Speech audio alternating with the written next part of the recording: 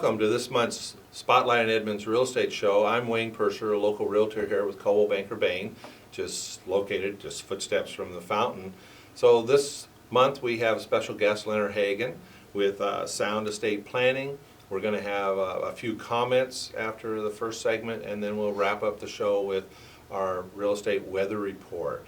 Right now, I'd like to introduce you to a good friend of mine, a person that I've used personally and have sent clients to, Leonard Hagen with Sound Estate Planning. Welcome, Leonard.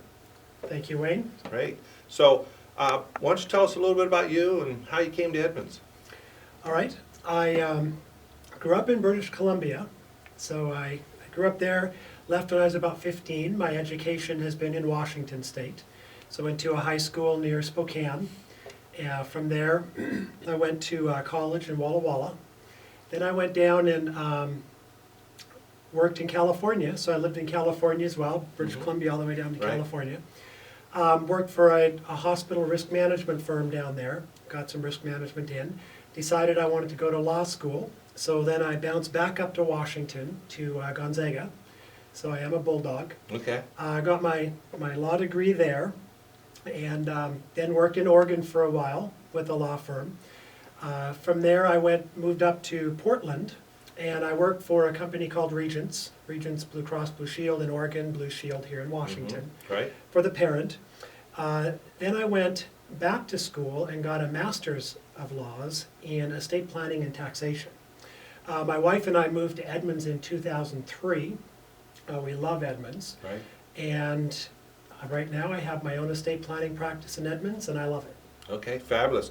Yeah, and so people get to know about who you are. Doing estate planning, I know I've talked to the people in the past, my dad passing last year and how we had to plan for him, and not everything went correctly. So two things can you tell us that's coming up for 2017? You know, what I get asked a lot, particularly since the election, is whether or not Trump's policies will have an effect or an impact on estate planning. And the answer is yes, primarily because there's an intersection between taxation and estate planning. So for example, one of Trump's policies is to lower individual tax rates. He wants to take the highest rate of 39.6 and drop that down to 33.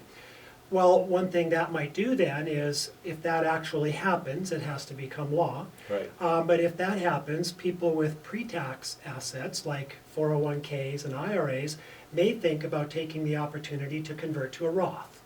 That's a discussion with a financial advisor, but that's an impact on overall planning. Another thing Trump wants to do is lower the corporate tax rate from 35% to 15%, Right. and we've heard that he also favors deregulation. To the extent that that may make small businesses more profitable, we're probably going to see more succession planning. Owners deciding they want to pass their business on to the next generation. Okay. So that could happen. Another thing another proposal is to eliminate the federal estate tax altogether. And that sounds really good, but it only affects about 1% of us today. Right. Because it's so high, it's roughly $5.5 million per person. Before you get to that federal estate tax, like I say, 99% of us today are unaffected. If we are affected, that's a big change, because Right. it's 40% after that. Right. I think the biggest message, or kind of the main point of this, is that the key reasons for estate planning remain the same. And those reasons are, and there are many, but some of the key ones: if you have minor children, it was important before, it's going to be important in 2017. You want to make sure that you've named guardians, and that those minors are taken care of by people you choose. If you don't do it, a court may make that decision. Right. Incapacity planning. You know, that's something where most of us think about a will and death, but many of us will become incapacitated before that happens. And if that happens, have we named somebody to act on our behalf? The two main instruments there are a general power of attorney for financial decisions and a healthcare power of attorney for healthcare decisions. Right. If we don't say, I want these people to act on my behalf, then again, a court may end up making that decision if I Right. haven't. Right. And then, you know, with a will or a trust, we say, here's what I want to have happen with my assets when I die. Again, I decide that through a will or a trust, If I don't, the government decides that through statutes called intestacy laws. If I have children, I want to make sure that the money goes in maybe a protected way for them, in a trust over a number of years. If I'm charitably inclined, if I want to do something for the environment here in the Puget Sound, that won't happen unless I make that happen through a will or a trust. Right. Intestacy laws wouldn't do that. Now with taxation, there will still be some of that in play. Washington has an estate tax. It's in 2016, it's $2,079,000. It bumps up to $2,129,000 in 2017. The importance there is we still are going to have to worry about some taxation, and we still will be concerned with income tax impacts. For example, when we die, we get a step up in basis. And so those are still important factors, but certainly not the primary motivators or factors in an estate plan. Right, right, yeah. Having an estate plan, who's going to care for it when you're gone?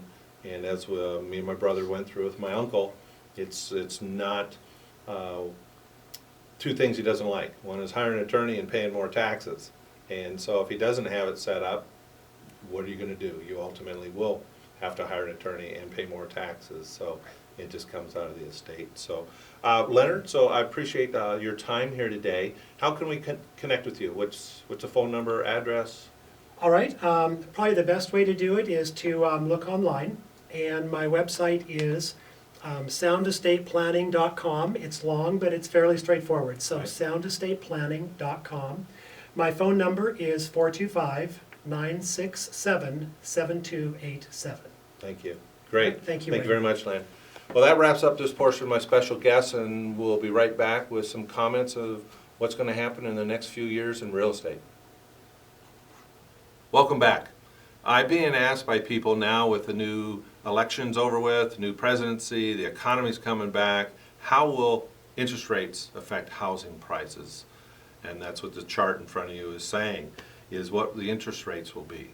We're going to go from 4.5 to 5 to 6 to 7. Well, not that fast so soon.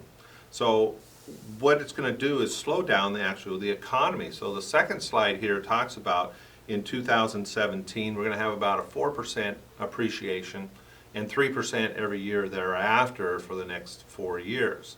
So out of the next 5 years, you're going to be seeing approximate appreciation of about 20 to 21% cumulative over the 5 years. So as we move to the last screen, we have two piggy banks. The small piggy bank is where you're at today, owning real estate, and it'll be a much larger piggy bank in 5 years.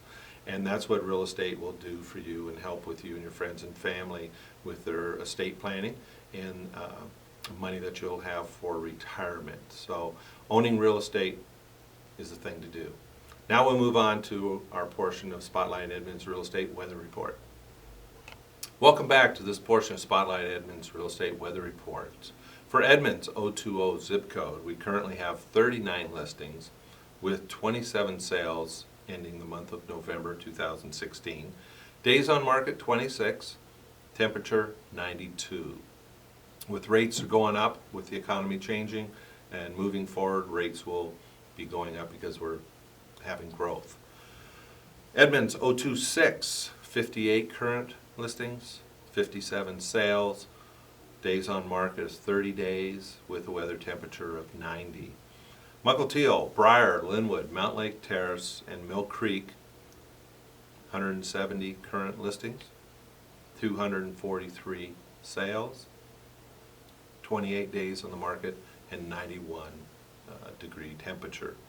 Shoreline, 47 listings, 61 sales, 28 days on the market, 91 degree temperature. So what we're seeing here on these 4 areas is the days on the market are hitting 30 days, which has given us a constant temperature of 90 degrees. So things are staying on the market a little bit longer because of the season, which will continue for the next couple months. And then we'll wait to see what happens in the springtime with more inventory and buyers are ready to go because prices are going to be going up, interest rates a little bit, so buyers are going to be standing in line to buy homes because they want to get an affordable price and interest rate. So let's wrap up sales for 2016. In South Snohomish County, the areas I'm talking about, the sales are up 10% from 2015. And also the sale price is up to 10% to $440,000 average sale price for a home in South Snohomish County.